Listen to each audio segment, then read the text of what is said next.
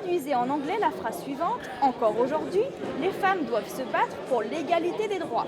Cette famille passe son bac. C'est le principe de ce jeu imaginé par une prof d'économie. Et visiblement, les joueurs préfèrent redoubler. Faudrait le même jeu mais en niveau plus facile, genre passe ton brevet, parce que là c'est un peu difficile. Ou primaire, passe ta crèche.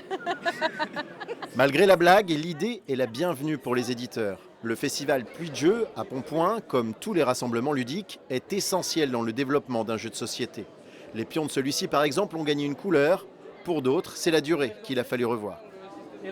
C'est vraiment qu'en faisant des festivals comme ça avec du grand public, avec des personnes qui ont envie de jouer mais qui ne sont pas forcément des gros joueurs, que du coup on va pouvoir vraiment modifier, améliorer notre jeu. Cette année, ils sont 5 créateurs réunis sous les charpentes de l'abbaye de Moncel. Avec peu de moyens et beaucoup de motivation, ils courent les événements pour faire connaître leur invention. Le calendrier 2025 de Jean-Luc Guérin est déjà bien chargé pour promouvoir son jeu autoproduit. Dans 15 jours, je suis à Béthisy-Saint-Pierre pour Arcanjeu. Et puis j'ai un autre salon qui est prévu de manière ferme en octobre à Soissons. Et puis entre-temps, je vais aller voir les médiathèques, les ludothèques, les magasins de jeux. Un festival, c'est aussi un carrefour pour professionnels. Ce ludicaire comprenait vendeurs de jeux, aime y rencontrer de nouveaux partenaires. Il y a 150 éditeurs en fait référencés, parfois des très gros, parfois des tout petits, comme Madame.